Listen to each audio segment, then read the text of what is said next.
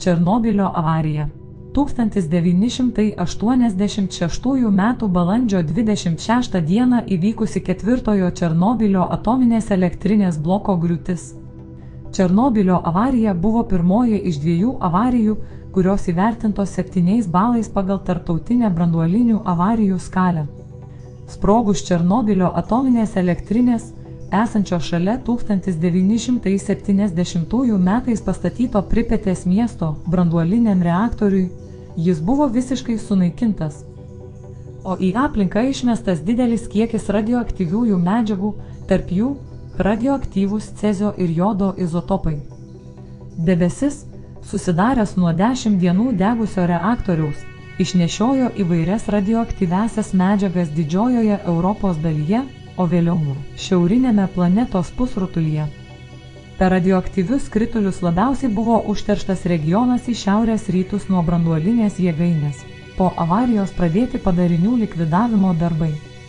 Vadovaujant į Kurčiatovo atominės energijos institutui iki 1986 m. lapkričio buvo pastatytas laikinasis 4-ąjį bloką uždengęs gelžbetoninis sarkofagas.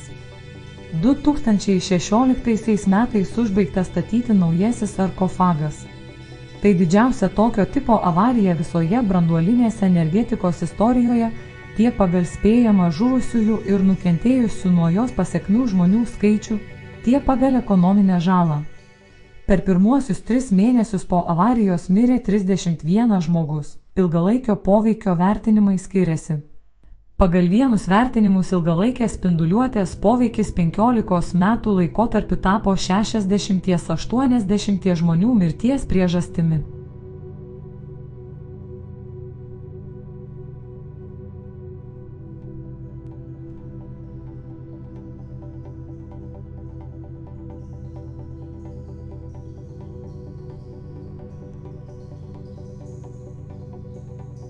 Atominės elektrinės charakteristikos.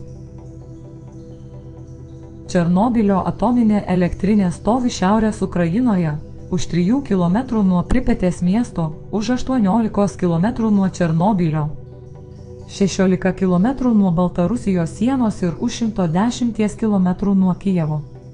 Iki Černobylio atominės elektrinės avarijos veikė 4 blokai su reaktoriais RBMK-1000, kurių kiekvieno elektrinė galia 1000 MW. Dar 2 analogiški blokai buvo statomi. Černobylio atominė elektrinė gamino apytiksliai 10% UTSR energijos. Černobylio atominė elektrinė visiškai sustabdyta 2000 m. gruodžio 15 d.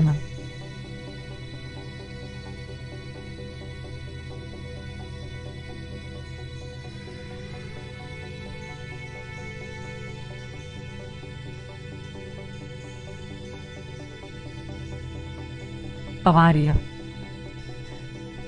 1986 m. balandžio 26 d. 1 val. 4-ajame Černobylio atominės elektrinės bloke įvyko sprogimas, kuris visiškai sunaikino reaktorių.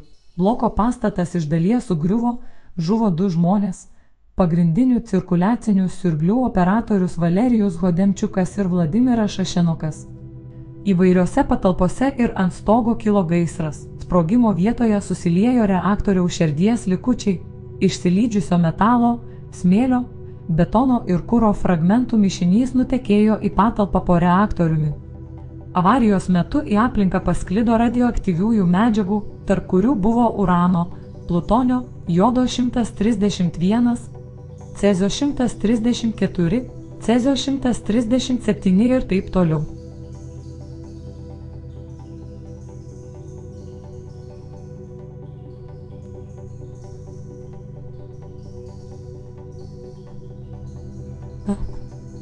Tyrimų grupės ir komisijos. Dėl išeitinių duomenų neprieinamumo, slaptumo atmosferos TSRS, resursų tyrimams trūkumo bei kitų aplinkybių atrodo, kad nė viena tyrimų grupė nepriėjo prie visiškai aiškių išvadų, kurias būtų galima patvirtinti eksperimentiškai, todėl avariją viena po kitos tyrė gana daug komisijų ir kuo vėliau po įvykio, tuo tyrimai darėsi vis sunkesni, nes aplinkybė susimiršo, o be to Natūraliai mirė įvykių liudininkai. KGB tyrimas. Pirmieji avariją pėdoms neataušus ištyrė kompetentingi organai. Tai yra Ukrainos KGB. Jie atvyko 20 minučių po avarijos ir jau 2 valandą raportavo savo viršininkams apie situaciją. Vėliau KGB iš viso apklausė 48 liudininkus ir padarė išvadą, kad dėl avarijos kaltas personalas ir daugiau prie šio klausimo nebegrįžo. Laikinoji Ščerbinos komisija. Ši darbo grupė atvyko 26 dieną apie pietus, jai vadovavo Borisas Ščerbina. Pradžioje komisija aiškinosi avarijos priežastis, tačiau pamačiusi kolosales likvidavimo darbų apimtis, greitai pavirto organizaciniu štabu ir priežasčių tyrimą nustūmė į antrąjį planą. Valstybinė Meškovo komisija. Katastrofos priežastims išaiškinti 1986 metais buvo suburta TSRS valstybinė komisija. Jai vadovavo Meškovas. Ji pagrindinę atsakomybę dėl įvykusios katastrofos priskyrė operatyviniam personalui ir Černobilio atominės elektrinės valdžiai. TATNA subūrė savo konsultacinę grupę, žinoma kaip Tarptautinė branduolinio saugumo konsultavimo grupė, kuri remdamasi Tarybų sąjungos pateikta medžiaga ir žodiniais specialistų pareiškimais, pateiktais 1986 metų ataskaitose. Šiurkštus Černobilio atominės elektrinės eksploatacijos taisyklių pažeidimai padaryti elektrinės personalo, remiantis šiuo požiūriu, yra tokie.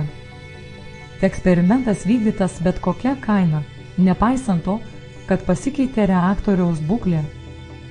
Veikiančių technologinių apsauginių įtaisų, kurie būtų sustabdę reaktorių dar iki tol, kol jis nepradėjo veikti pavojingų režimų, išjungimas. Černobilio atominės elektrinės vadovybės nutylėjimas apie avarijos mastą pirmosiomis dienomis po avarijos. Energetikos ministerijos Šašarino komisija.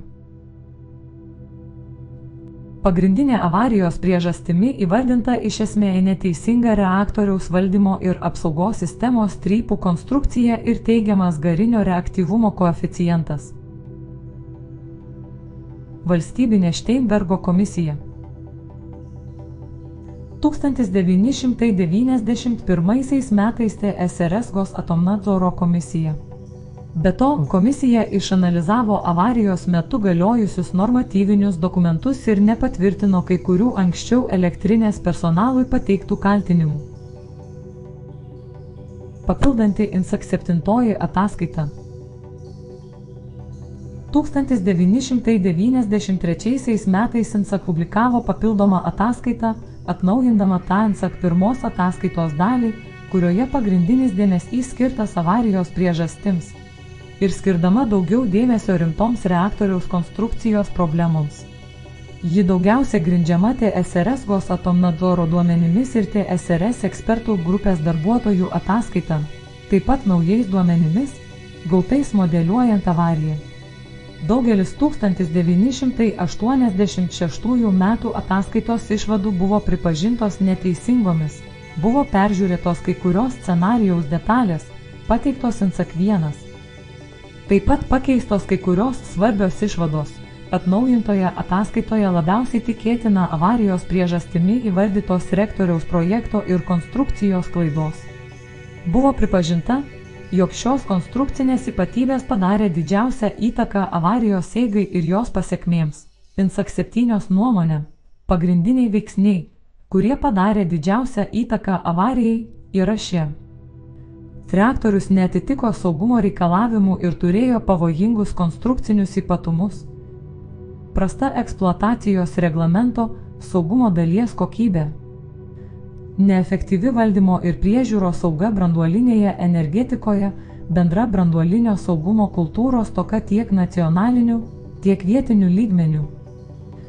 Efektyvios saugos informacijos mainų stoka tiek tarp operatorių ir projektuotojų. Personalas nebuvo pakankamai supažindintas su saugumui įtakos turinčiomis elektrinės funkcijomis. Personalas padarė daug klaidų ir pažeidė galiojančias instrukcijas bei bandymų programą. Iš tiesų, Insak 7 gana atsargiai suformulavo savo išvadas apie avarijos priežastis. Pavyzdžiui, vertindamas skirtingus scenarijus, Insak pažymėjo, kad daugumoje analogiškų tyrimų avarijos mastas priklauso nuo valdymo ir apsaugos sistemos strypų konstrukcijos trūkumų, susijusių su fizikinėmis projekto charakteristikomis, ir nepareiškė savo nuomonės, kalbėdama apie kitus iššūkius aptarnaujančiam personalui. Insak teigė, jog bet kuris iš personalo narių galėtų sukelti tokį įvykį, kaip, pavyzdžiui, siurblio išsijungimą ar kavitaciją arba kuro kanalų gedimą, dėl ko galėtų įvykti panaši ar beveik identiška avarija. Buvo užduotas retorinis klausimas, ar turi kokią nors reikšmę tai, koks būtent trūkumas yra reali priežastis, jei bet kuris iš tokių trūkumų potencialiai galėtų būti lemiančiu faktoriumi.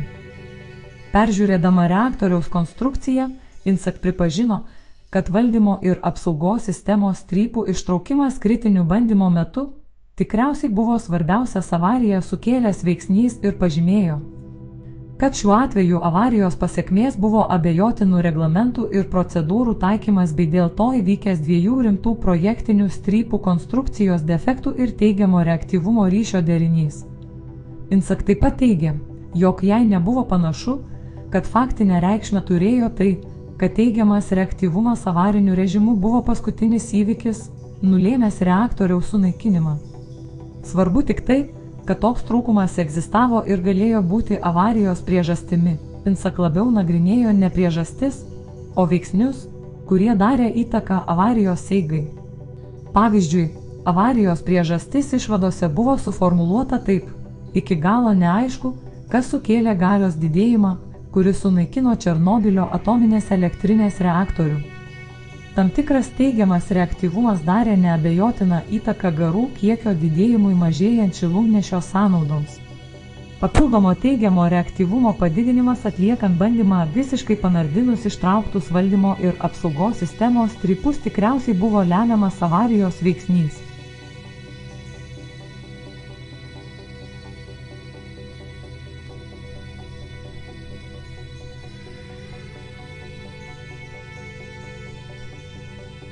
Konkrečios priežastys. Reaktoriaus trūkumai. Reaktorius RDNK-1000 turėjo nemažai konstrukcinių trūkumų ir 1986 m. balandį turėjo 10 pažeidimų ir nukrypimų nuo galiojančių branduolinės saugos taisyklių. 2 iš šių trūkumų padarė tiesioginę įtaką, kad įvyktų avarija. Tai teigiamas grįžtamasis ryšys tarp galios ir reaktyvumo, atsiradęs tam tikrais reaktoriaus veikimo režimais, ir vadinamasis galutinis efektas, atsiradęs tam tikromis eksploatacijos sąlygomis. Šie trūkumai nebuvo tinkamai išnagrinėti projektinėje ir eksploatacinėje dokumentacijoje. Tai padarė didelę įtaką eksploatuojančio personalo klaidingiems veiksmams ir dėl to susidarė avarinės sąlygos. Po avarijos skubos tvarka buvo imtasi priemonių šiems trūkumams šalinti. Teigiamas garinio reaktyvumo koeficientas. Reaktoriaus veikimo metu per aktyviąją zoną teka vanduo, naudojamas kaip šilumnešis, tuo pat metu atliekantis neutronų sugėrimo ir lėtinimo funkciją, kuri turi didelę įtaką reaktyvumui. Reaktoriaus viduje jis verda ir iš dalies virsta garais, kurie blogiau nei vanduo atlieka sugėrimą ir lėtinimą. Reaktorius buvo suprojektuotas taip, kad garinis reaktyvumo koeficientas būtų teigiamas. Tai yra garų susidarimo intensyvumo didinimas skatino teigiamo reaktyvumo išlaisvinimą. Sąlygomis, kuriomis eksperimento metu veikė energetinis blokas, teigiamo garinio koeficiento įtaka nebuvo kompensuojama kitų reaktyvumą skatinusių reiškinių. Todėl reaktorius turėjo teigiamą greitą galios reaktyvumo koeficientą. Tai reiškia, kad veikė teigiamas grįžtamasis ryšys. Galios augimas skatino tokius aktyvios zonos procesus, kurie lėmė dar didesnį galios augimą. Tai darė reaktorių nestabiliu ir pavojingu. Be to, operatoriai nebuvo informuoti apie tai, kad esant mažai gali atsirasti teigiamas grįžtamasis ryšys. antgalių efektas arba Koncevo efekt. Ši problema RBMK reaktoriuje atsirado dėl netinkamos valdymo ir apsaugos sistemos strypų konstrukcijos, galiausiai buvo pripažinta kaip projekto klaida ir atitinkamai kaip viena iš avarijos priežasčių. Efekto esmė ta, kad tam tikromis sąlygomis, strypui patekus į aktyviąją zoną, pastebimas teigiamas reaktyvumas vietoje neigiamo. Strypų konstrukciją sudaro dvi sekcijos – sugerikliai, besitęsiantys per visą aktyvios zonos aukštį, ir įstumikliai. Iš dalies įstumiantys vandenį iš reaktoriaus valdymo ir apsaugos sistemos kanalo visiškai pašalinus sugeriklį. Šis efektas galėjo atsirasti dėl to, kad reaktoriaus valdymo ir apsaugos sistemos strypai, esantys aukščiausiame taške, apačioje palieka 7 metrų vandens stulpą, kurio viduryje yra 5 metrų ilgio grafitinis įstumiklis. Taip reaktoriaus aktyviojoje zonoje lieka 5 metrų ilgio grafitinis įstumiklis ir po strypu, esančių pačiame aukščiausiame taške, reaktoriaus valdymo ir apsaugos sistemos kanale lieka vandens stulpas. Strypams judant žemyn ir mažėjant vandens stulpui, grafitas, kuris blogiau nei vanduo sugeria neutronus, išprovokavo teigiamą reaktyvumą. Strypams panyrant į aktyvią reaktoriaus zoną, apatinėje dalyje įstumiamas vanduo, bet tuo pat metu viršutinėje dalyje grafitą keičia boro karbidas, o tai sukelia neigiamą reaktyvumą.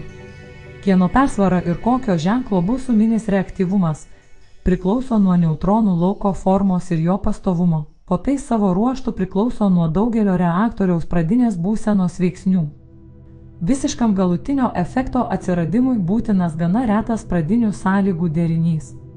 Nepriklausomi Černobylio avarijos duomenų tyrimai, atlikti skirtingose organizacijose, skirtingų metų ir panaudojus skirtingus matematinius modelius, parodė, kad tokios sąlygos egzistavo mygtuko AZ5 paspaudimo metu.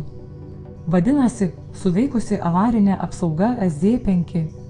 Dėl antgalių efekto galėjo būti pirminis 1986 m. balandžio 26 d.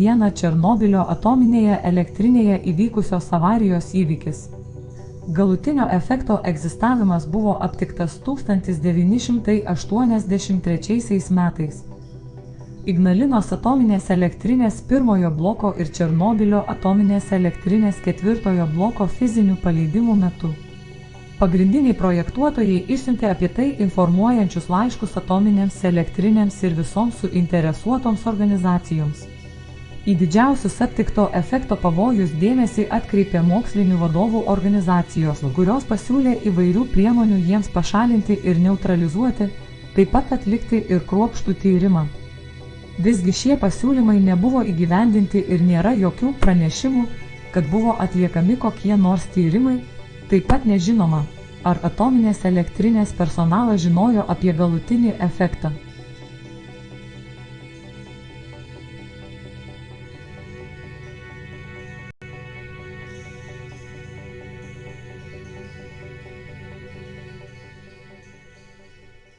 Operatorių klaidos. Operatorių klaidos. Pasirengimo eksperimentui ir jo metu eksploatacinis personalas padarė keletą pažeidimų ir klaidų.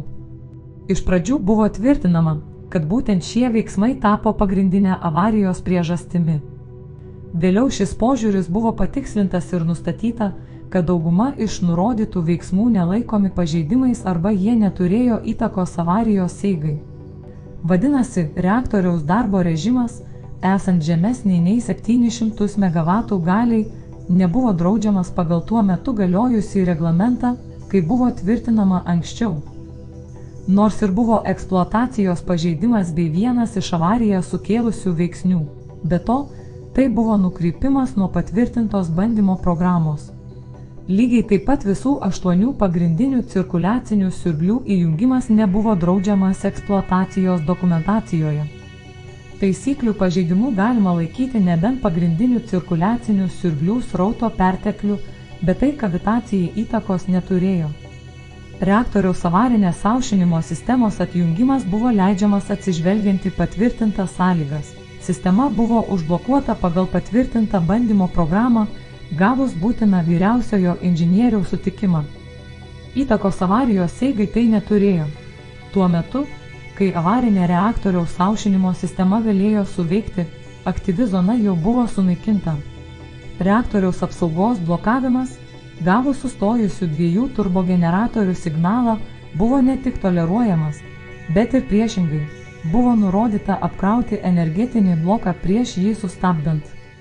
Taigi išvardyti veiksniai nebuvo eksploatacijos reglamento pažeidimas, be to pareikšta pagrįstų abejonių, kad jie būtų padarę kokią nors įtaką avarijai sąlygomis, kurios buvo susidariusios prieš jiems įvykstant. Taip pat pripažinta, kad operacijos su nustatytomis reikšmėmis ir atjungtomis technologinėmis apsaugos bei blokavimo priemonėmis nebuvo avarijos priežastis, neturėjo įtakos jos mastui. Šie veiksmai neturėjo jokio ryšio su avarinėmis paties reaktoriaus apsaugos priemonėmis, kurių personalas nebuvo išjungęs. Šio reglamento pažeidimas buvo tik nenustatyta vandens lygio separatoriaus būgne apsauga, o ne garų slėgio pakeitimo nustatymas. Reglamento pažeidimas, padaręs didelę įtaką avarijos atsiradimui ir eigai, be abejo, buvo reaktoriaus darbas esant mažai operatyviniai reaktyvumo atsargai, tačiau neįrodyta, kad avarija negalėjo įvykti be šio pažeidimo. Neatsižvelgiant į tai, kokius būtent reglamento pažeidimus padarė eksploatacijos personalas ir kokią įtaką jie padarė avarijos atsiradimui ir eigai, personalas palaikė reaktoriaus darbą pavojingų režimu. Reaktoriaus darbas esant mažai galiai su padidintu šilumnešio srautu ir esant mažai operatyviniai atsargai buvo klaida, nepaisant to, kaip šie režimai buvo pateikti eksploatacijos reglamente ir reaktoriuje buvo konstrukcinių klaidų. Operatyvinės reaktyvumo atsargos vaidmuo. Nagrinėjant Černobilio atominės elektrinės avarijos eigą, didelis dėmesys skirtas operatyviniai reaktyvumo atsargai. Tai teigiamas reaktyvumas, kurį reaktorius pasiektų visiškai ištraukus valdymo ir apsaugos sistemos strypus. Reaktoriui veikiant pastovia gale, šį reaktyvumą visada kompensuoja neigiamas reaktyvumas, kurį sukelia valdymo ir apsaugos sistemos strypai.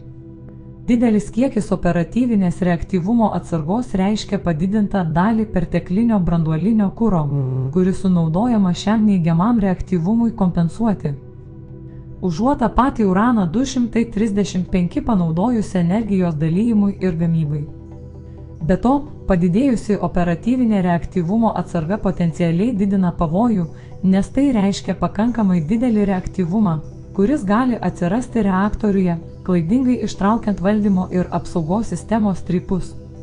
Tuo metu nedidelė operatyvinė reaktyvumo atsarga RBMK reaktoriuose darė esminę įtaką reaktoriaus saugumui.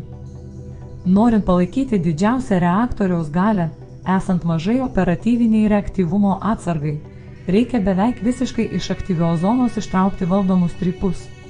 Tokia konfigūracija RBMK reaktoriuose buvo pavojinga dėl kelių priežasčių.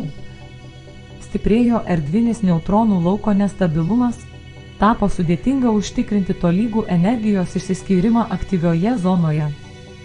Didėjo teigiamas garinis reaktyvumo koeficientas. Gerokai sumažėjo avarinės apsaugos efektyvumas ir pirmosiomis sekundėmis po jos suveikimo dėl valdymo ir apsaugos valdymo strypų galutinio efekto gale, užuot mažėjusi, galėjo netgi didėti. Elektrinės personalas matyt žinojo tik pirmąją iš šių priežasčių, nei apie pavojingą garinio koeficiento didėjimą, nei apie galutinį efektą tuo metu galiojusiuose dokumentuose nieko nebuvo rašoma. Personalas nieko nežinojo apie tikruosius pavojus, kurie kyla esant mažai reaktyvumo atsargai. Tarp galutinio efekto ir operatyvinės reaktyvumo atsargos atsiradimo nėra tvirto ryšio. Branduolinio pavojaus grėsmė iškyla tada, kai didelė dalis valdymo ir apsaugos sistemos strypų yra pačioje aukščiausioje padėtyje. Tai įmanoma tik esant mažai operatyviniai reaktyvumo atsargai, tačiau tą pačią operatyvinę reaktyvumo atsargą galima pasiekti skirtingai nustačius strypus, todėl pavojingoje padėtyje atsiras skirtingas strypų kiekis. Reglamente nebuvo apribotas visiškai ištrauktų strypų skaičius. Nebuvo minimi saugumui svarbus operatyvinės reaktyvumo atsargos parametrai, personalas neatkreipė dėmesio į technologinio reglamento nurodymus, kad operatyvinė reaktyvumo atsarga yra svarbiausias parametras, nuo kurio stebėjimo priklauso avarinės apsaugos veikimo efektyvumas.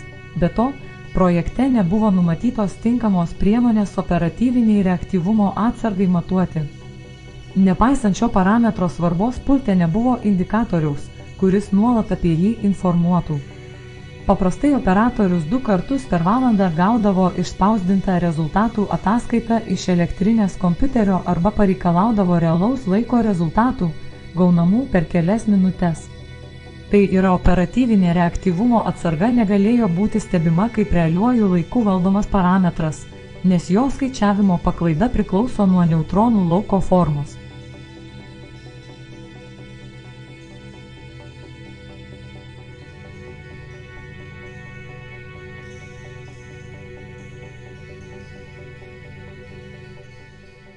Avarijos pasekmės.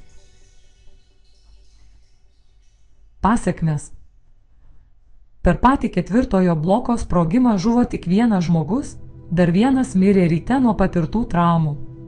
134 Černobylio atominės elektrinės darbuotojams ir gelbėjimo komandų nariams, sprogimo metu buvusiems elektrinėje, išsivystė spindulinė liga.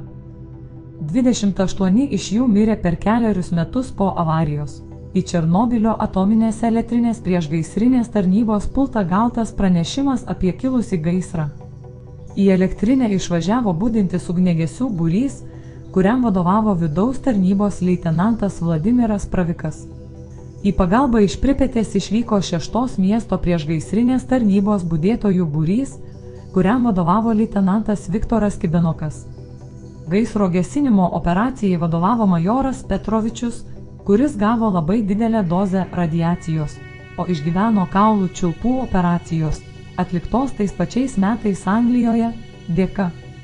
Jam vadovaujant buvo sustabdytas gaisro plitimas, buvo iškviestos papildomos pajėgos iš Kijevo ir artimiausių sričių, nuo ugnies ugniagesiai buvo apsisaugoję tik brezentiniais drabužiais, pirštinėmis ir šalmais. Dujų dūmų saugos tarnybos grandies darbuotojai dėvėjo dujokaukes KIP5, dėl aukštos temperatūros ugniagesiai jas nusimovė jau pirmomis minutėmis. Gaisras ant turbinų salės stogo buvo lokalizuotas 4 valandą ryto, o 6 valandą buvo užgesintas. Iš viso gaisro gesinime dalyvavo 69 darbuotojai ir 14 technikos vienetų. Aukštas radiacijos lygis užfiksuotas tik 3:30 ryto, nes vienas iš 2 turėtų prietaisų sugedo, o kitas liko nepasiekiamas griuvėsiuose. Todėl pirmosiomis avarijos valandomis bloko viduje ir aplink jį nebuvo žinomas tikrasis radiacijos lygis. Neaiški buvo ir reaktoriaus būklė. Manyta, kad reaktorius nepažeistas ir jį reikia aušinti. Ugniagesiai neleido ugniai išplisti į 3. bloką, vietoje ugniai atsparios dangos, kai buvo numatyta instrukcijose, turbinų salės stogas buvo užlietas paprastu karštu bitumu. Maždaug 2 valandą nakties pasirodė pirmasis poveikis ugniagesiams. Juos apėmė silpnumas, vėmimas, branduolinis įdegis. Pirmoji pagalba jiems buvo suteikta vietoje esančiame elektrinės medicinos punkte, iš kurio vėliau ugniagesiai pervežti į Pripetės miesto 126 ligoninę. Jau balandžio 27 dienos ryte radiacinis fonas 126 ligoninėje buvo pernelyg didelis, todėl, norint jį sumažinti, ligoninės personalas visus ugniagesių drabužius nugabeno į ligoninės rūsį. Ta pačią dieną pirmoji 28 nukentėjusių žmonių grupė lėktuvu nuskraidinta į Maskvoje esančią 6 radiologinę ligoninę. Ugniagesių automobilių vairuotojai praktiškai nenukentėjo. Pirmosiomis valandomis po avarijos daugelis matyt nesuprato, kaip stipriai pažeistas reaktorius. Todėl buvo priimtas klaidingas sprendimas į reaktoriaus aktyvią zoną tiekti vandenį jo aušinimui. Šiam darbui atlikti reikėjo dirbti vietose, kuriuose buvo aukštas radiacijos lygis. Šios pastangos pasirodė beprasmiškos, nes vamzdynai ir pati aktyvioji zona buvo sugriauti. Kiti elektrinės personalo veiksmai, tokie kaip gaisro židinių gesinimas elektrinės patalpose, priemonės, kuriomis buvo siekiama užkirsti kelią galimam sprogimui, priešingai, buvo būtini. Gali būti, kad dėl jų buvo išvengta dar skaudesnių pasekmių. Atliekant šiuos darbus daugelis elektrinės darbuotojų gavo didelės, o kai kurie netgi mirtinas radiacijos dozes. Gyventojų informavimas ir evakavimas.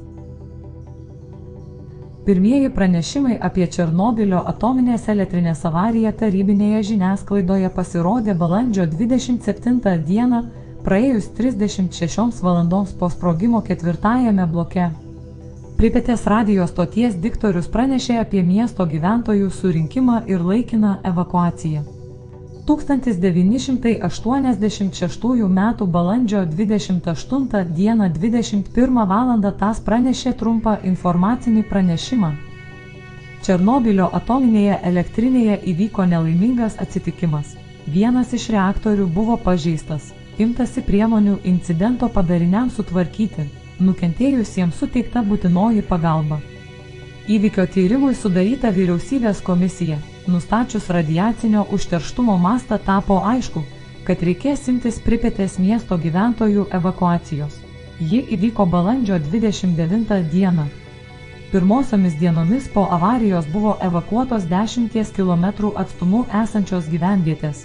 Kitomis dienomis evakuoti gyventojai iš kitų gyvenamų vietovių, esančių 30 km zonoje. Buvo draudžiama su savimi imti daiktus, vaikams mėgstamų žaislus ir taip toliau. Daugelis buvo evakuoti apsirengę kasdieniniais drabužiais. Nekeliant panikos, buvo sakoma, kad evakuojamieji bus sugrąžinti namo po 3 dienų.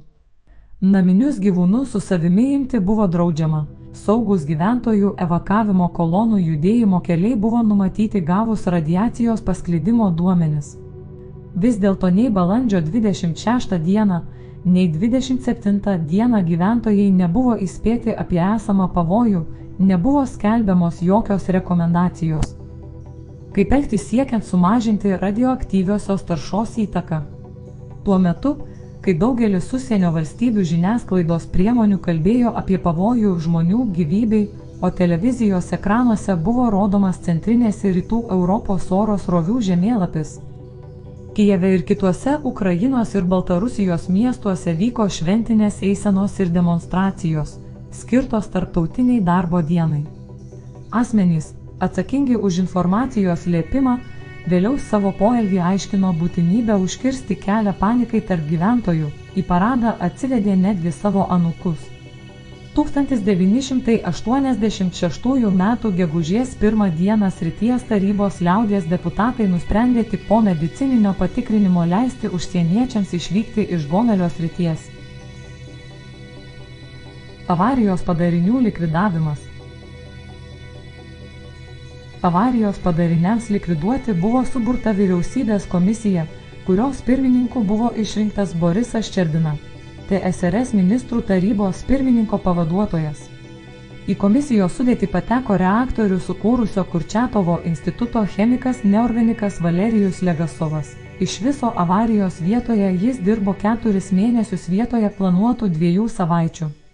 Legasovas išanalizavo likvidavimo priemonių galimybės ir sukūrė mišinį. Jis nuo pat pirmosios dienos sraigtasparniu buvo mėtomas į reaktoriaus zoną, kad būtų nuslopintas tolimesnis reaktoriaus likučių kaitimas ir sumažintas radioaktyvių aerozolių išmetimas į atmosferą. Be to, jis buvo šarvuočiu įvažiavęs į reaktorių ir nustatė, kad neutronų jutiklių rodmenys, rodantys toliau tebevykstančią branduolinę reakciją, yra nepatikimi, nes jie reaguoja tik į didžiausią gamą spinduliuotę. Atlikta jodo izotopų analizė parodė, kad iš tikro reakcija yra sustojusi. Darbams koordinuoti taip pat buvo įsteigti Respublikinės komisijos Baltarusijos TSR, Ukrainos TSR ir Rusijos TFSR komisijų skyriai ir štabai.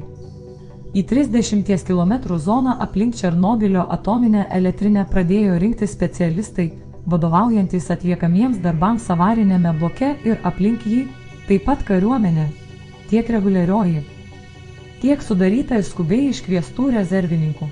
Visus juos vėliau imta vadinti bendriniu terminu – likvidatoriais. Likvidatoriai pavojingoje zonoje dirbo pamainomis. Tie, kurie gavo maksimalią leidžiamą radiacijos dozę, išvažiavo, o į jų vietą atvažiuodavo kiti. Pagrindiniai darbai buvo baigti 1986–1987 metais. Juose dalyvavo apie 240 tūkstančių žmonių. Bendrasis likvidatorių skaičius siekė 600 tūkstančių. Piliečių aukoms visuose taupomuosiuose bankuose buvo atidaryta sąskaita 904, į kurią per pusę metų pervesta 520 milijonai rublių. Tarp aukotojų buvo Ala Pugačiova, surengusi labdaros koncertą Olimpinėme sporto komplekse ir likvidatoriams skirtą solinį koncertą Černobylyje. Pirmosiomis dienomis pagrindinės pajėgos buvo sutelktos radioaktyviai taršai, sklindančiai iš sugriauto reaktoriaus, mažinti ir užkirsti kelią dar skaudesnėms pasekmėms. Pavyzdžiui, buvo baiminamasi, kad dėl šilumos išsiskyrimo likusiame reaktoriaus branduolinėme kure gali įvykti branduolinio reaktoriaus aktyvios zonos išsilydimas. Išsilydžiusi masė galėjo patekti į užtvindytą patalpą, esančią po reaktoriumi, ir taip sukelti dar vieną sprogimą su dideliu radiacijos pasklidimu. Vanduo iš šių patalpų buvo įsiurbtas. Taip pat buvo imtasi priemonių, kurios neleido išsilydžiusiai masiai patekti į gruntą po reaktoriumi. Visų pirma, kalnakasiai per mėnesį po reaktoriumi iškasė 136 metrų ilgio tunelį. Siekiant užkirsti kelią požeminio vandens taršai, aplink elektrinę grunte buvo pastatyta apsauginė sienelė, kurios gylis vietomis siekė iki 30 metrų. Be to, inžinerinio korpuso kariškiai per 10 dienų ant Pripetės upės pastatė pylimų. Vėliau prasidėjo teritorijos valymo ir sugriauto reaktoriaus laidojimo darbai. Ketvirtas blokas buvo apgaubtas betoniniu sarkofagu. Priėmus sprendimą paleisti pirmą, antrą ir trečią elektrinės blokus, nuolaužos ir radioaktyviosios atliekos, išsimėčiusios po atominės elektrinės teritoriją ir ant turbinų salės stogo, buvo sumestos į sarkofagą arba užbetonuotos. Pirmųjų 3 blokų patalpose buvo atlikta dezaktyvacija. Sarkofagas pradėtas statyti 1986 m. Liepą, baigtas tų pačių metų lapkritį. Statybos metu 1986 m. spalio 2 d. virš 4 bloko užsikabinę su statybinio krano troso. 3 metrų virš turbinų salės aukštyje sudužo sraigtasparnis Mi-8, šturmanas vyresnysis leitenantas Juntkindas, vyresnysis leitenantas Christičius, vyresnysis praporščikas Ganžukas. Pagal Rusijos valstybinį medicinos dozimetrijos registrą per praėjusius metus tarp rusų likvidatorių, gavusių didesnę nei 100 sivertų apšvitos dozę, kelios dešimtys mirčių galėjo būti susijusios su apšvitinimu. Per 20 metų šioje grupėje dėl su radiacija nesusijusių priežasčių mirė maždaug 5000 likvidatorių.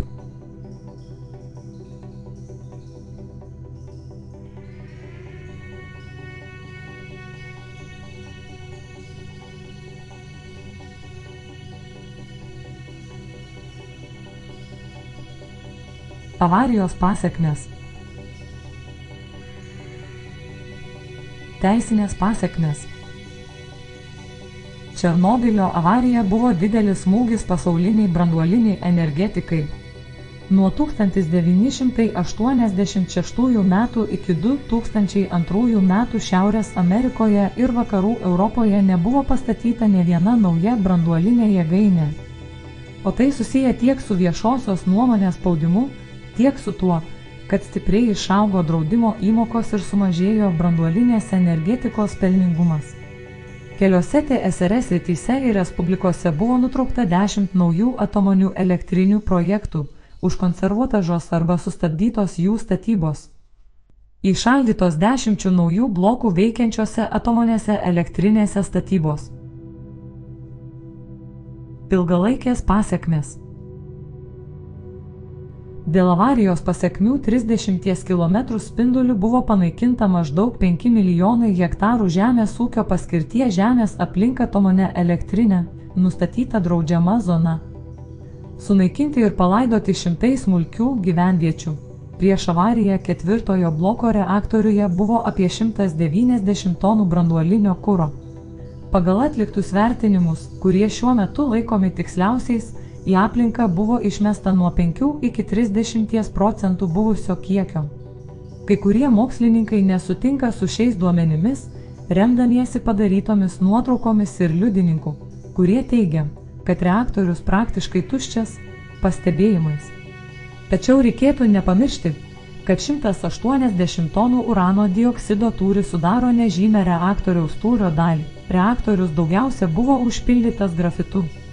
Be to, dalis reaktoriaus įsilydė ir per korpuso apačioje atsiradusius įtrūkimus ištekėjo į išorę.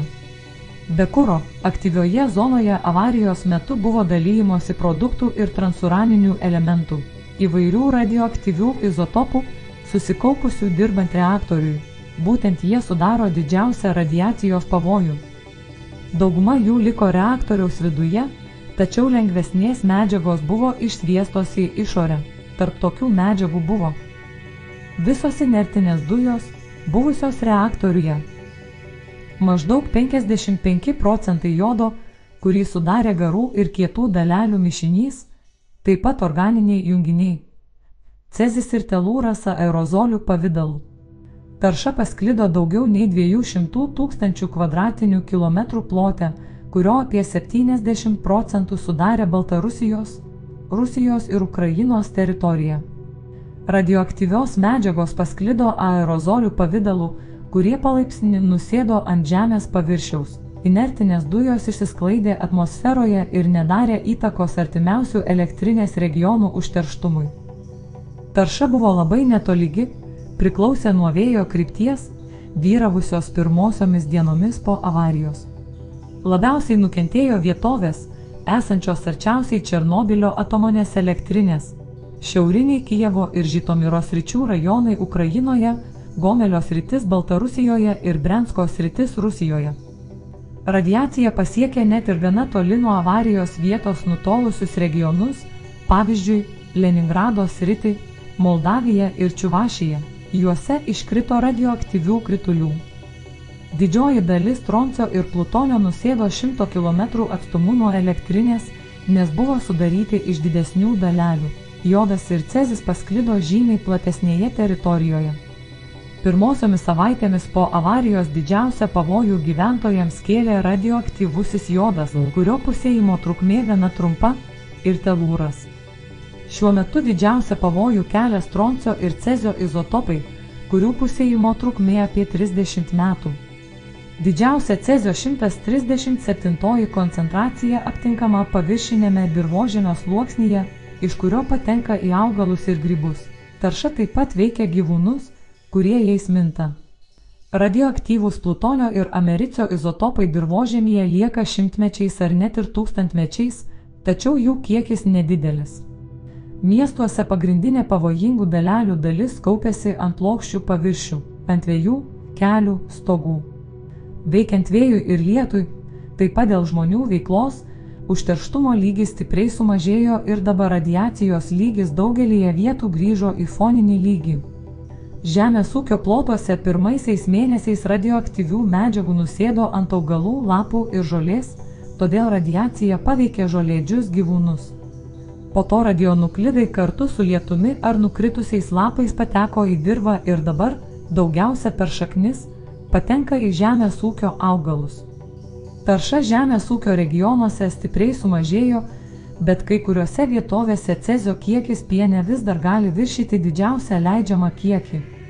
Tai pastebima pavyzdžiui, Gomelio ir Mogiliavo srityse Baltarusijoje, Brensko srityje Rusijoje, Žitomiro ir Rivnės srityse Ukrainoje.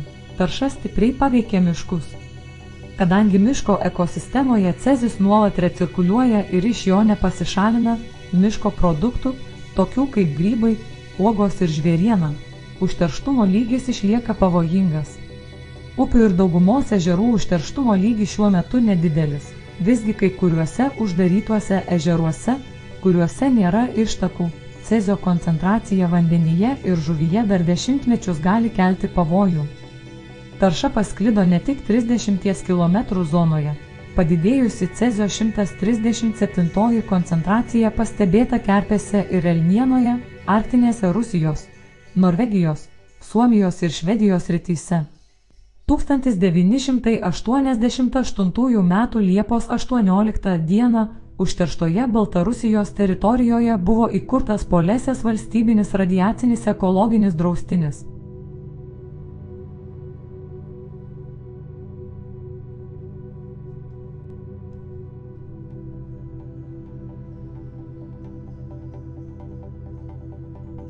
Apibendrinančios avarijos priežasčių versijos.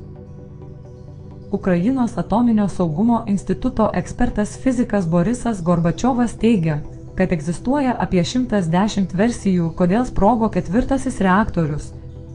Tačiau iš jų tik 2 vertos gilesnio nagrinėjimo. Šias versijas galima vadinti oficialiomis. Taip pat egzistuoja keletas alternatyvių skirtingo patikimumo versijų.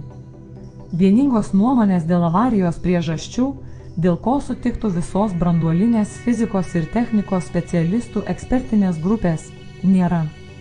Avarijos tyrimo aplinkybės buvo tokios, kad spręsti apie jos priežastis ir pasekmes tenka specialistams tų organizacijų, kurios tiesiogiai ar netiesiogiai atsakingos už jos pasekmes. Kitaip sakant, trūksta nešališkų ir kartu kompetentingų nuomonių. Esant tokiai situacijai, radikalus nuomonių skirtumas yra savaime suprantamas. Be to, natūralu, kad šiomis sąlygomis be pripažintų autoritetingų versijų atsirado daug nereikšmingų, daugiausia spėliojimais, o ne faktais pagrįstų versijų. Versijų panašumai arba sutapimai.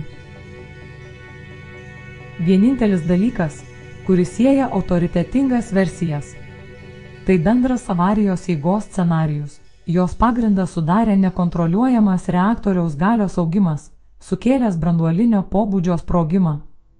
Griaunamasis avarijos lygis prasidėjo nuo to, kad perkaitus branduoliniam kurui buvo sugadintos branduolinio kuro kasetės apatinėje reaktoriaus aktyvios zonos dalyje. Tai nulėmė keleto kanalų, kuriuose yra šios kasetės, suniokojimą. Jo metu apie 7 megapaskalių slėgių garai išsiveržė į reaktorių, kuriame įprastai palaikomas atmosferinis slėgis. Reaktoriuje staigiai pakilo slėgis, o tai sukėlė dar daugiau žalos pačiam reaktoriui. Atitrūko viršutinė apsauginė plokštė su visais prie jos pritvirtintais kanalais. Reaktoriaus korpuso hermetiškumas, o kartu ir šilumnešio cirkuliacijos kontūras buvo pažeisti, todėl įvyko reaktoriaus aktyviosios zonos dehidratacija. Versijų skirtumai. Versijos visiškai išsiskiria, kai pradedami nagrinėti šiam scenarijui įtakos padarę fizikiniai procesai ir avariją sukėlęs pradinis veiksnys. Įvyko pirminis perkaitimas ir kuro kasečių suniokojimas dėl staigaus reaktoriaus galios padidėjimo jame atsiradus aukštam teigiamam reaktyvumui arba atvirkščiai. Atsiradęs teigiamas reaktyvumas buvo kuro kasečių sunaikinimo dėl kokios nors kitos priežasties pasekmė. Avarinės apsaugos mygtuko AZ5 paspaudimas prieš pat nekontroliuojamą galios augimą lėmė avarijos eigos pradžią, ar AZ5 mygtuko paspaudimas neturėjo jokios įtakos avarijai. Ir ką tada laikyti pirminiu įvykiu? Turbinos inercijos bandymo pradžią ar reaktoriaus nestabdymą nukritus reaktoriaus galiai, likus 50 minučių iki avarijos. Be šių esminių skirtumų, versijos gali skirtis kai kuriomis avarijos galutinės fazės eigos detalėmis. Iš pagrindinių ekspertų grupių pripažintų avarijos versijų 2000 m. gruodžio 15 d. buvo sustabdytas 3 Černobylio atominės elektrinės blokas. Kontrolės sistemos DRG įrašai ir liudininkų parodymai patvirtina šią versiją. Tačiau ne visi su tuo sutinka. Tam tikri energetikos mokslinių tyrimų ir konstrukcijų instituto skaičiavimai tokią galimybę paneigia.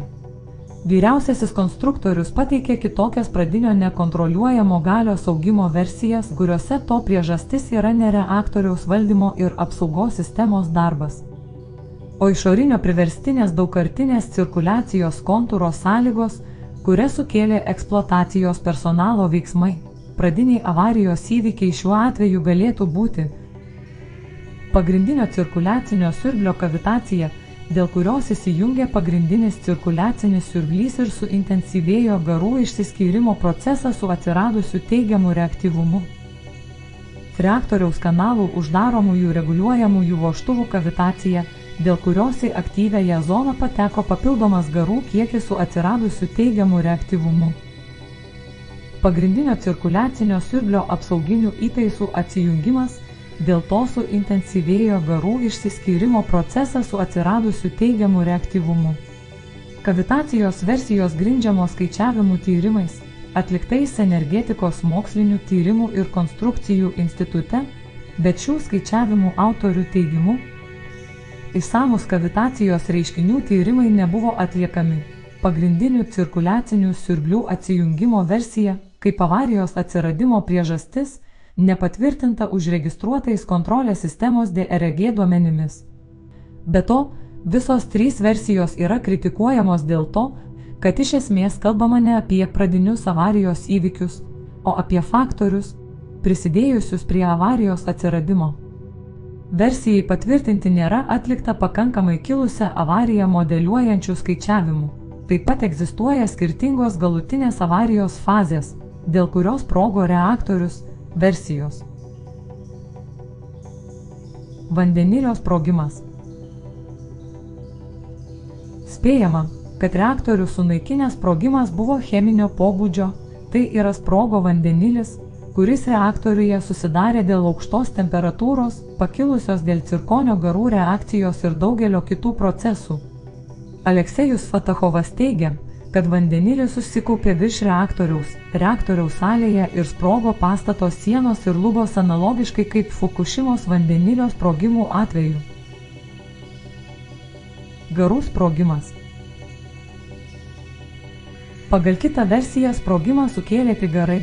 Pagal šią versiją viską suniokojo iš šachtos įsiveržęs garų srautas, kurio didelę dalį sudarė grafitas ir branduolinis kuras. Pirotechniniai efektai skriejančių išsilydžiusių ir karštų fragmentų fejerverkų pavidalu buvo atsiradusių cirkonio garų ir kitų cheminių egzoterminių reakcijų rezultatas. Branduolinis sprogimas. Pagal Čečerovo pasiūlytą versiją. Alternatyvios versijos. Černobylio avarijos priežasčių neįmanoma suprasti nežinant branduolinių reaktorių veikimo fizikos subtilybių ir atominių elektrinių blokų su reaktoriais RBMK-1000 veikimo technologijos. Tuo metu pirminiai avarijos duomenys nebuvo žinomi plačiai specialistų bendruomeniai. Tokiomis sąlygomis, be ekspertų grupių pateiktų versijų, atsirado daug kitų, nereikalaujančių didelio gilinimosi, versijų.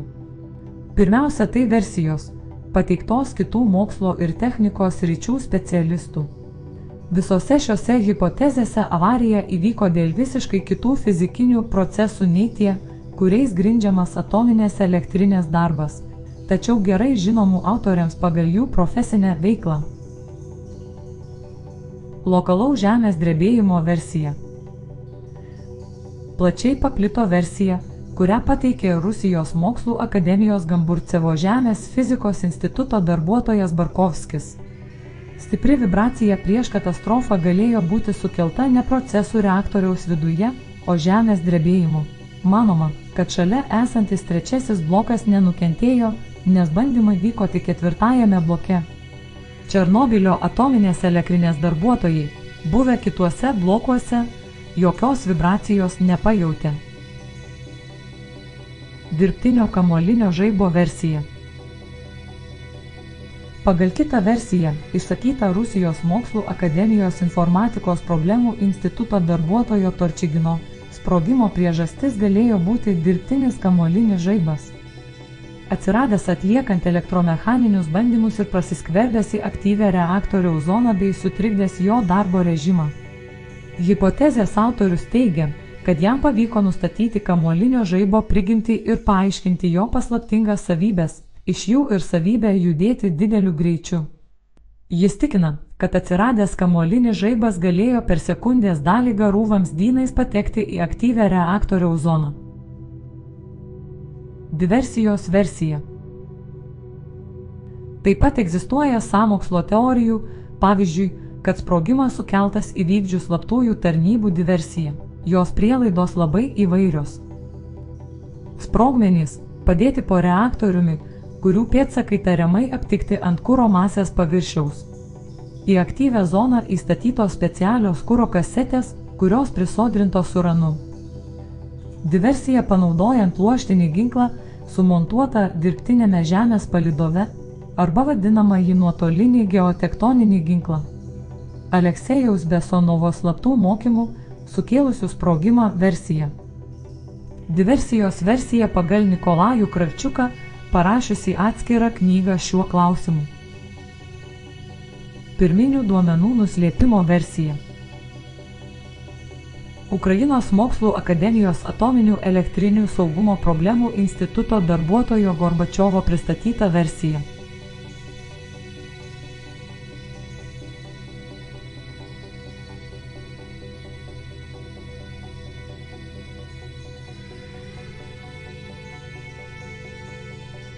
Avarijos įtaka žmonių sveikatai. Dėl oficialios informacijos apie katastrofą savalaikiškumo, išsamumo ir nenuoseklumo stokos atsirado daugybė nepriklausomų interpretacijų. Kartais tragedijos aukomis laikomi ne tik piliečiai, mirę iškart po avarijos, bet ir gretimų sričių gyventojai, kurie nieko nežinodami apie avariją, dalyvavo darbo šventės demonstracijose. GREMPEAC ir tarptautinė organizacija Pasaulio gydytojai prieš branduolinį karą tvirtina, kad po avarijos vien tarp likvidatorių numirė 10 000 žmonių. Europoje užfiksuota 10 000 naujagimių apsigimimo atvejų, 10 000 skydliaukės vėžio atvejų, numatoma dar 50 000. PSO duomenimis, pateiktais 2005 metais, dėl Černobylio avarijos galiausiai galėjo mirti iki 4 000 žmonių. Skaičiai oficialiuose ataskaitose mažesni, tačiau nuo Černobylio avarijos nukentėjusiųjų skaičių galima nustatyti tik apytiksliai. Be žuvusių Černobylio darbuotojų ir ugniagesių, prie nukentėjusiųjų priskiriami susirgę kariai ir civiliai, prisidėję prie avarijos padarinių likvidavimo ir radioaktyvia tarša užterštų rajonų gyventojai. Medicinoje ir statistikoje sudėtinga nustatyti, kokia dalis susirgo dėl įvykusios avarijos. Manoma, kad didžiąją dalį mirties atvejų, susijusių su radiacijos poveikiu, sukėlė ar sukels onkologinės ligos. Černobylio forumas, organizacija, globojama JOTEO, į kurią taip pat patenka TETNA ir PSO, 2005 metais paskelbė ataskaitą, kurioje moksliškai išanalizuota daugybė su avarija susijusių įtakos veiksnių, padariusių poveikį likvidatorių ir gyventojų sveikatai, tyrimų. Tos ataskaitos, taip pat mažiau išsamios tos pačios organizacijos publikuotos apžvalgos Černobylio palikimas išvados pastebimai skiriasi nuo pirmiau minėtų vertinimų. Galimų aukų skaičių šiuo metu ir artimiausią dešimtmetį siekia keletą tūkstančių žmonių. Taip pat pabrėžiama, kad dėl daugelio gyventojų gautų mažų apšvitos dozių radiacijos poveikį labai sunku išskirti tarp atsitiktinių susirgimų, mirtingumo svyravimų ir kitų faktorių, tiesiogiai nesusijusių su apšvita. Tokiems faktoriams priskiriama, pavyzdžiui, sumažėjęs pragyvenimo lygis po TSRE žlugimo, padaręs įtaką padidėjusiam mirtingumui ir sutrumpėjusiai gyvenimo trukmei 3 labiausiai nuo avarijos nukentėjusiose šalyse, taip pat amžiaus vidurkio pokyčius kai kuriuose stipriai nukentėjusiuose rajonuose. Taip pat pažymima, kad šiek tiek padidėja susirgimų skaičius tarp žmonių, tiesiogiai nedalyvavusių likviduojant avarijos padarinius ir iškeldintų iš draudžiamos zonos į kitas vietas, tiesiogiai nesusiję su apšvita. Atsižvelgiant į didelį žmonių, gyvenusių radiacinės taršos paveiktose srityse, skaičių netgi nedideli skirtumai vertinant susirgimų riziką gali sąlygoti didelį nuokrypį nuo prognozuojamo susirgimų skaičiaus. GREMPEAC ir kitos visuomeninės organizacijos reikalauja įvertinti avarijos įtaką gyventojų sveikatai kitose šalyse. Dar mažesnės apšvitos dozės apsunkina statistiškai patikimų rezultatų gavimą ir daro tokius skaičiavimus nepatikimais. Apšvitos dozės. Didžiausias dozes gavo maždaug 1000 žmonių, kurie sprogimo metu buvo šalia reaktoriaus ir pirmosiomis dienomis atliko avarijos likvidavimo darbus. Šios dozės vyravo nuo 2 iki 20 grėjų, o kai kuriais atvejais buvo mirtinos. Dauguma likvidatorių kelerių metų laikotarpyje dirbusių pavojingoje zonoje ir vietiniai gyventojai gavo sąlygiškai nedidelės viso kūno apšvitos dozes. Likvidatoriams jos siekia vidutiniškai 100 megasivertų, nors kartais viršijo 500 megasivertų. Dozės, kurias gavo gyventojai, evakuoti iš stipriai užterštų rajonų, kartais siekia kelius šimtus milisivertų, o vidutinė vertė – 33 megasivertai. Dozė, sukaupta per metus po avarijos, daugumai užterštos teritorijos gyventojų siekia 10–50 megasivertų, o kai kuriems iš jų kelius šimtus. Palyginimui, kai kurių žemės regionų su padidėjusia foninė radiacija gyventojai gauna apšvitos dozes, siekiančias maždaug 100–200 megasivertų per 20 metų. Daugelis vietinių gyventojų pirmosiomis savaitėmis po avarijos vartojo maisto produktus, užterštus radioaktyviuoju jodu 131. Jodas kaupdavosi skydliaukėje, o tai lėmė didelę šios liaukos apšvitos dozę, neskaitant viso kūno išorinės apšvitos ir kitų radionuklidų, patekusių į organizmą, apšvitos. Pripetės gyventojams šios dozės buvo sumažintos, nes buvo vartojami jodo turintys preparatai. Kituose rajonuose tokia profilaktika nebuvo atliekama. Gautos dozės vyravo nuo 0,03 iki keleto grėjų. Šiuo metu dauguma užterštos teritorijos gyventojų gauna mažiau nei 1 megasivertas per metus viršijančią foninę spinduliuotę. Ūmi spindulinė liga. Tarp žmonių, likvidavusių 4 bloko avarijos padarinius, buvo užregistruoti 134 ūmios spindulinės ligos atvejai. Daugeliu atveju spindulinė liga buvo apsunkinta spinduliniais odos nudegimais, kuriuos sukėlė beta spinduliuotė. 1986 metų laikotarpyje nuo spindulinės ligos mirė 28 žmonės. Dar 2 žmonės žuvo avarijos metu dėl priežasčių, nesusijusių su radiacija, ir 1 mirė, kaip spėjama, nuo koronarinės trombozės. 1987–2004 metais mirė dar 19 žmonių, tačiau jų mirtį nebūtinai įtakojo persirgta spindulinė liga. Onkologiniai susirgimai. Skydliaukė – vienas iš organų, kuriame dėl radiacinio užterštumo yra labai didelė rizika piktybinių navikų išsivystymui, nes joje kaupiasi jodas 131, ypač didelė rizika vaikams.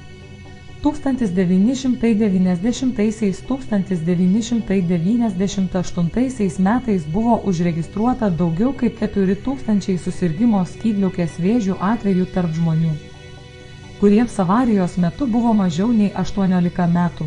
Įvertinus mažą sergamumo tikimybę tokiame amžiuje, dalis šių atvejų laikomi tiesioginiais apšvitos įrodymais. JTO Černobilio forumo ekspertai tiki, kad laiku diagnozuota ir teisingai gydoma, ši liga nėra labai pavojinga gyvybei, visgi nuo jos numirė 15 žmonių.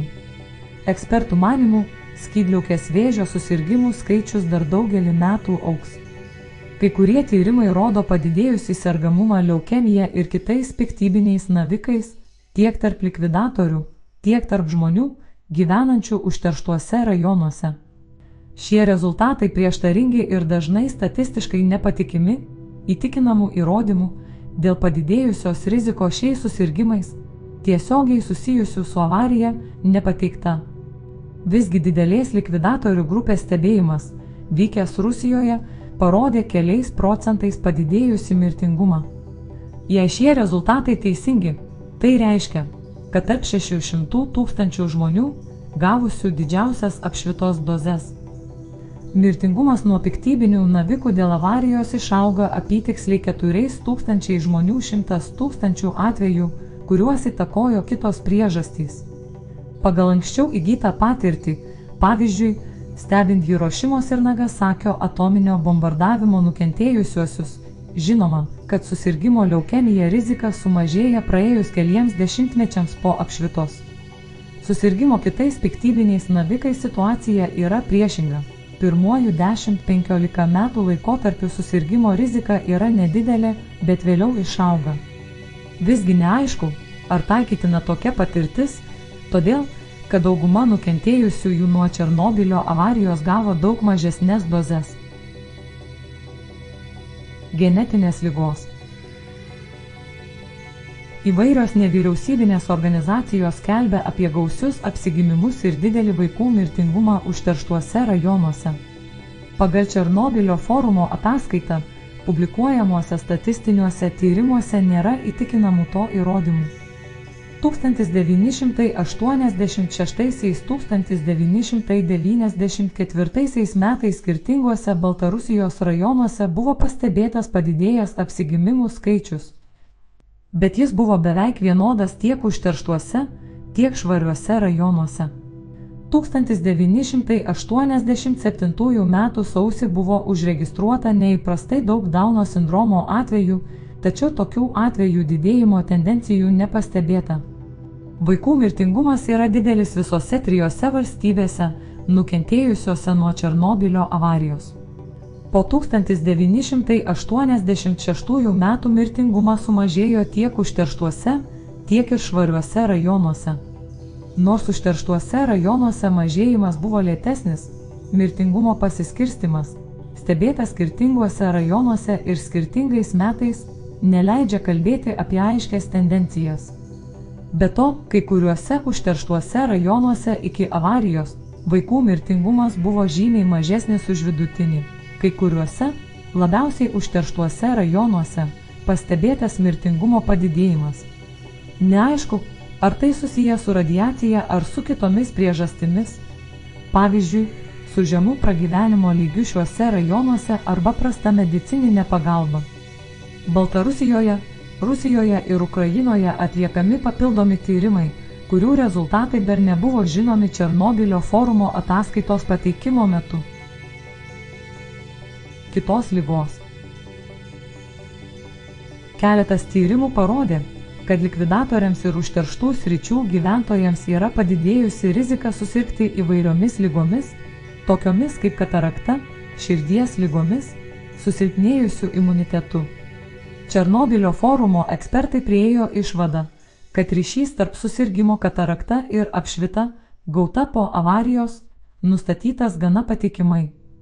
Kitoms ligoms reikalingi papildomi tyrimai su konkuruojančių faktorių įtakos atidžiu vertinimu.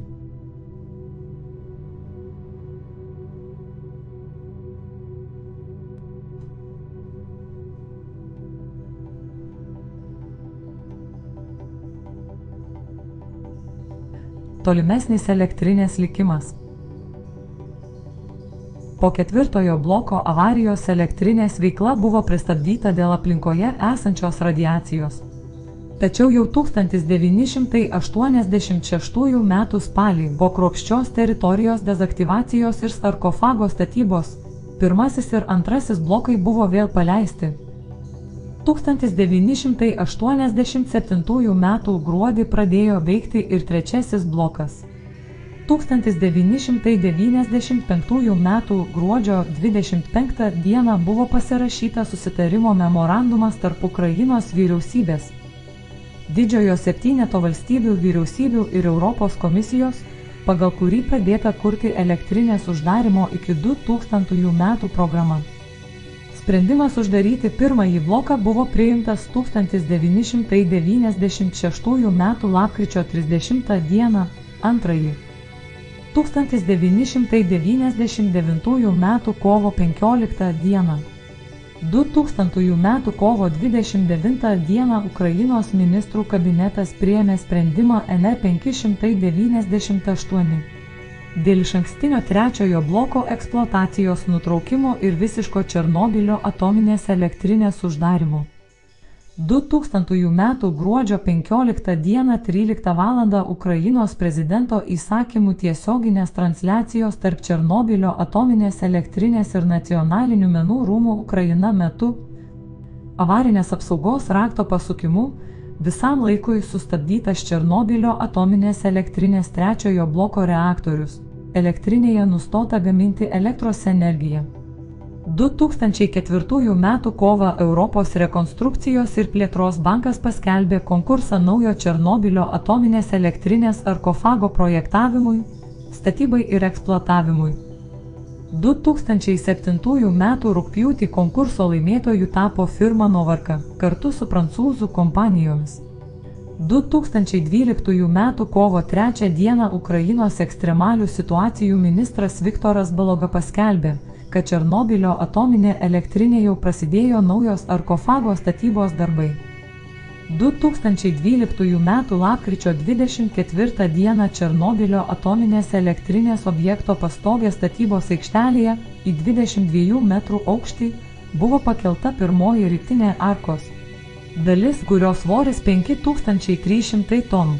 Iš viso šiai daliai reikalingi atlikti 3 tokie pakelimai. Naujos sarkofago statybos darbai baigti 2016 metais.